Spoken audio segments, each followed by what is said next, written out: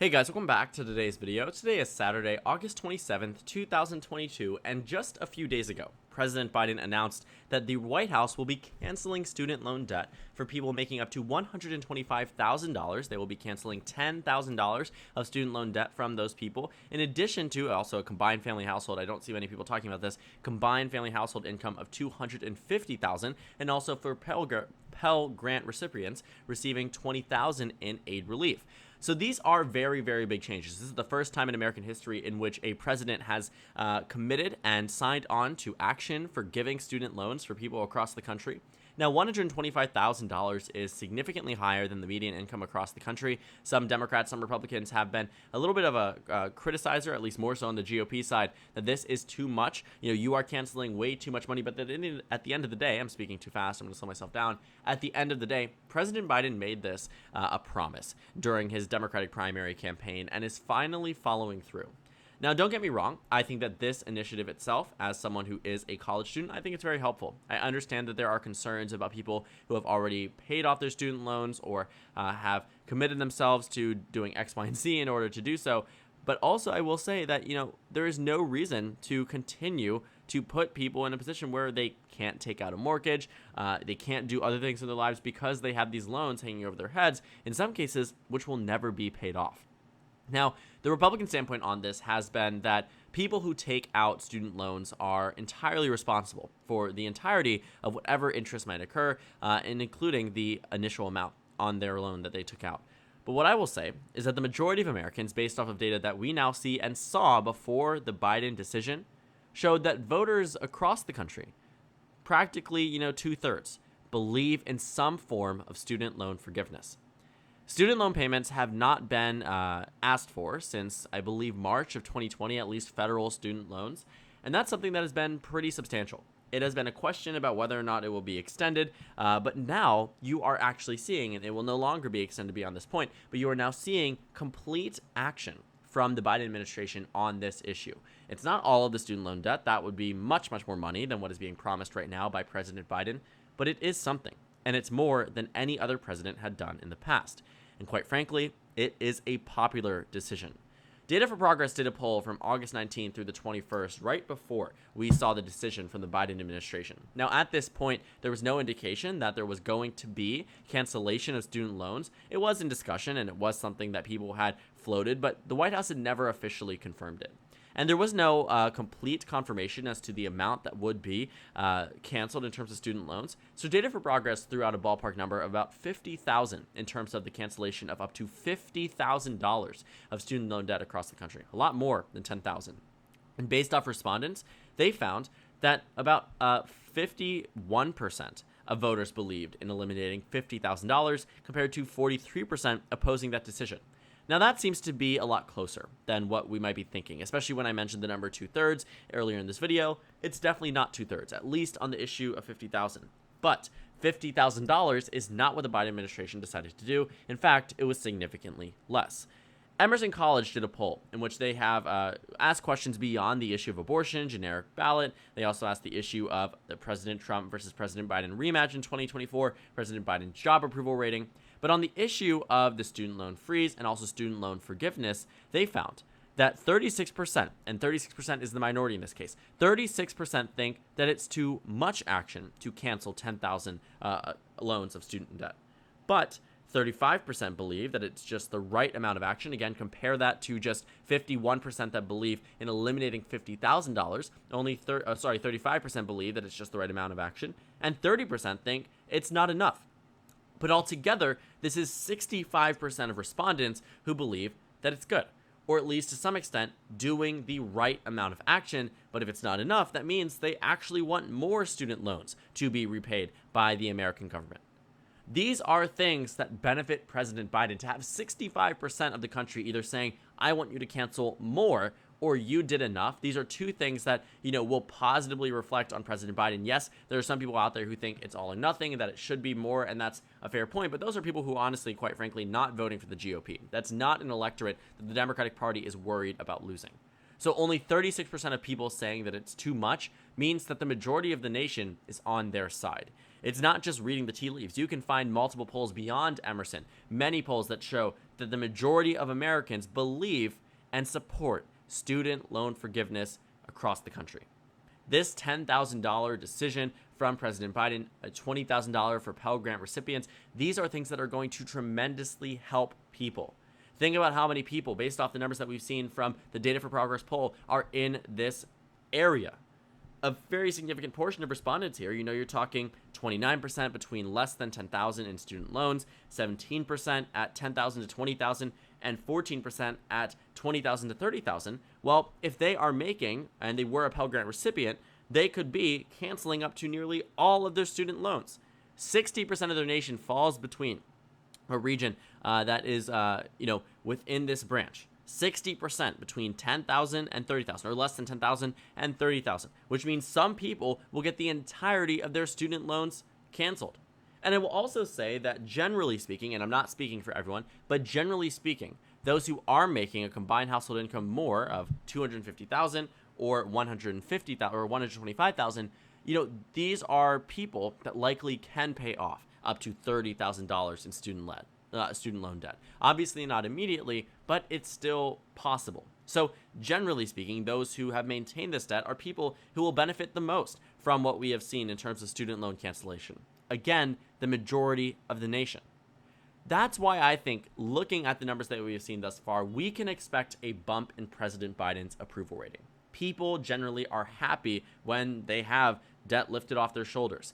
This is what the Biden administration promised in 2019 through the Democratic primary when he was in the campaign season, reiterated in 2020, ran on it as a campaign point in 2020, and extended it for this period of time because President Biden, at least I think partially knew, even though he was on the fence about this, partially knew that he was going to follow through with this.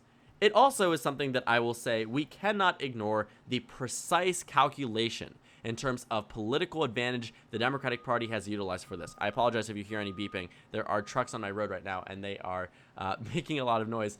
But the Biden administration and the Democratic Party has done this because I think it is very, very politically calculated.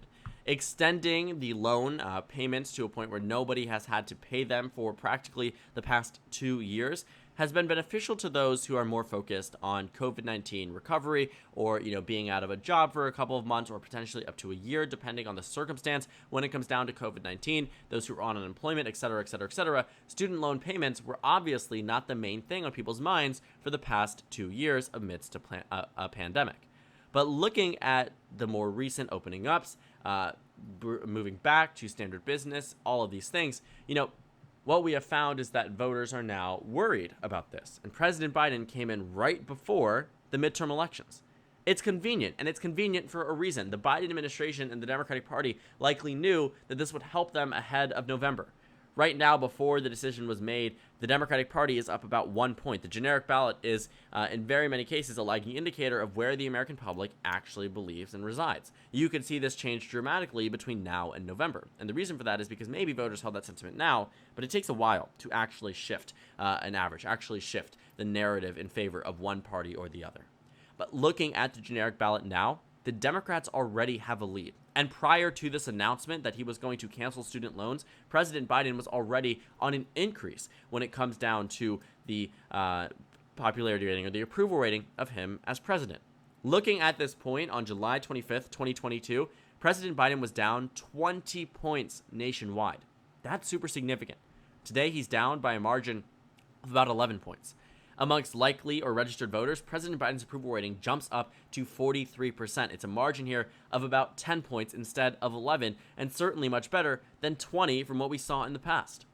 The Democratic Party is on a pathway to recovery this election season, and it's very clearly seen in the generic ballot. It's very clearly seen with President Biden's approval rating, and now that they are making decisions and doing things that the majority of the nation believes to be correct, or maybe some cases not so much, but still the right direction, these are things that benefit the Democratic Party. It makes voters more likely to vote for the Democrats. This, combined with the issue of abortion, with a lagging behind mainstream issue of inflation or gun control or whatever it might be, Republicans win in many, many issues, but they aren't winning these. They aren't winning the issue of student loan forgiveness. They aren't winning the issue of abortion. They are winning the issue of inflation, but as that fades more into the second or third choice when it comes down to what voters prioritize and think about the most for the 2022 elections, it gets more difficult to see how they end up winning the November midterms. Gas prices are going down, inflation is slowing down, things are looking better and more on the up and up for President Biden. Though we are probably still a year away from a recession, at least based off of what many top economists predict, it's not going to be before November. And Democrats are likely going to be very happy about that because it means that they are going to win more seats than they probably would have before. This decision alone, I don't think, is what's going to hand President Biden a re-election bid in 2024. This decision alone is not what I think in any circumstance is going to be this dramatic turning point in favor of the Democrats. It will rather be a continuation of many, many victories for the Democrats when it comes down to what they have had thus far. Infrastructure, COVID-19. Now you're starting to see more talks about codification of gay marriage, codification of Roe v. Wade, abortion referendums popping up across the nation, and now student loan forgiveness practically comes out of nowhere. And I say that honestly, nobody was thinking this was then the realm of possibility ahead of the midterm elections because President Biden had practically sat on it for the past 2 years, never really pushed for initiative. And that's not as a criticism, but just more so realistically speaking, he did not make this decision on day one. He made this decision after over a year of being in office. And it's very, very obvious about the timing that this was meant to be some type of not necessarily just an electoral ploy, but definitely partially in benefit for the Democratic Party for these midterm elections. They know that they are on the up and up. The Biden administration recognizes that they are making headways and they are changing the narrative about President Biden. He's going out to rallies more often. At the most recent one that he spoke at, he has started to criticize the GOP a lot more. President Biden is starting to drop the idea of bipartisanship and embrace the idea of being the abrasive Democratic president who utilizes many, many things that the president has to offer, such as, and I say this not again in a criticism type of way, but the bully pulpit, right? Shaping the public narrative against the GOP so the GOP decides to bend over for him is exactly what he's doing. I mean, he is pushing for an agenda that he has campaigned on, except this time he's not going to the GOP to do it. He's doing it himself. He could have easily said that Congress would not allow me to cancel student loan debt, and that's it. But instead, he's going up and around Congress and doing it his own way. This is a different type of Biden from what we saw maybe half a year ago. And I think it has become very difficult to see how President Biden starts to walk back from where he has already shifted the Democratic Party and shifted himself in terms of more recent developments. I think it's very possible. I think President Biden could be on a position right now where he's just making statements and being more abrasive simply because that's what his advisors are telling him or that's what he wants to do at this point, but could walk it back ahead of 2024. But honestly, it seems to be working. His approval rating is on the increase. The Democratic Party is starting to do better in terms of the generic ballot. I mean, what more could the Democratic Party want? Obviously, President Biden wants to be where he was during the first 6 months of his presidency. His honeymoon period lasted a lot longer than many other presidents do, especially President Trump. But again, President Biden seems to be now where he could come close to being approved of across the nation. And based off the data that we have seen thus far, it doesn't seem too far out of the question ahead of November 2022, but if not November 2022, ahead of November 2024. President Biden is doing well. The Biden administration is, again, improving, and I think what we are going to see is that they continue to push for different initiatives to pass through executive order, through Congress, and they are going to utilize that for the midterm elections. We have seen, for some reason, and I think the issue of abortion combined with a revitalized strategy by the Democratic Party, a turning of the tide in the midterm elections. Looking at our Senate forecast, looking at our House forecast, things are changing. The Democrats now have a 65% chance at winning control of the Senate. That was compared to the GOP's chance at 60% just 3 months ago. In the House races, what you find is that Republicans have a 78% chance at flipping control of the House, but Democrats still have about a 1 in 5 chance at winning. That was just 1 in 10. You're talking about 1 in 10 3 months ago. The chances of victory have increased for the Democratic Party in many states as well. Also in the governorships. You have seen solidifications in Michigan, in Pennsylvania, in states where these are, competitive states, swing states, and yet Democrats are starting to lock them down. That only happens when the national environment shifts more in favor of the incumbent party or the Democratic Party, and that's exactly what's happening.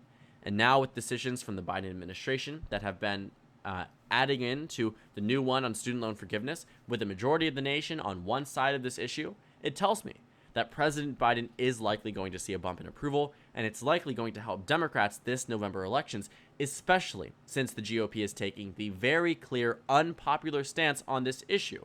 Blaming people for taking out predatory student loans when they were 18, 19 years old is never a popular issue because 60% of the nation is within this branch that, and more than likely for many of them, is going to be covered entirely by student loan forgiveness. Just something to think about, but also plays into the point that sometimes the GOP takes positions that are just simply unelectable or electorally unfit for the majority of the country. Same thing on the issue of abortion and gay marriage, and there's a reason why when those issues become mainstream, the Republican Party tends to start losing. So thank you guys so much for watching this video. Make sure to comment down suggestions below. Subscribe on the left if you haven't already, and check out the Instagram and Twitter. At the bottom left of the screen, there's also a Discord server for you to go ahead and join. On the screen, there's a video you can watch, and then a playlist for my 2022 election analysis videos. Again, thank you guys so much for watching, and I will see you all tomorrow.